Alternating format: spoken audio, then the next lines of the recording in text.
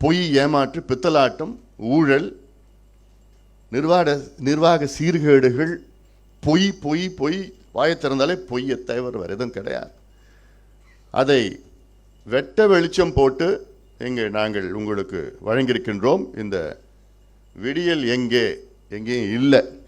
50 மாதங்கள் உங்கள் ஆட்சி முடிந்துவிட்டது, இன்னும் 4 மாதங்கள் தான் இருக்கிறது.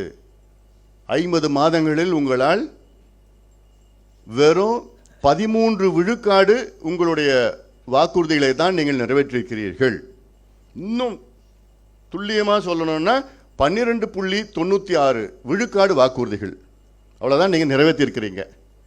ஆனால் இதுக்கு பிறகு எங்கேயாவது நீங்கள் 90, 98, 99 நாங்கள் நிறைவேற்றிட்டோன்னு தயவு செய்து சொல்லாதீங்க முதலமைச்சர் ஸ்டாலின் அவர்களே, பொய் சொல்லாதீங்க முதலமைச்சர் அவர்களே. ஒரு முதலமைச்சர் என்பது முக்கியமான ஒரு பொறுப்பு, எவ்வளோ ஒரு உயர்வான ஒரு பதவி அது. அதில் அந்த பதவியில் வச்சுக்கிட்டு நீங்கள் பொய் சொல்லிட்டு இருக்கிறீங்க.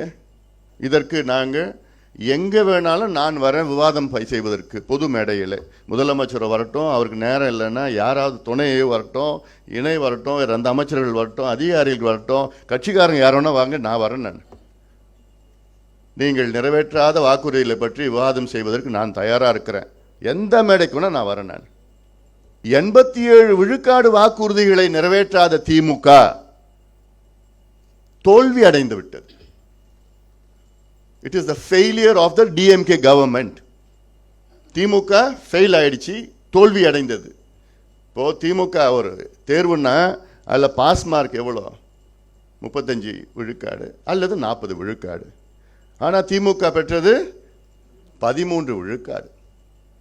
அதனால் திமுக அரசு தோல்வி அடைந்து விட்டது, ஃபெயில் ஆயிடுச்சு.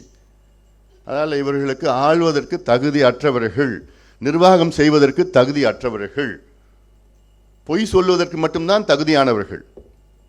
திமுக என்றாலே பொய்,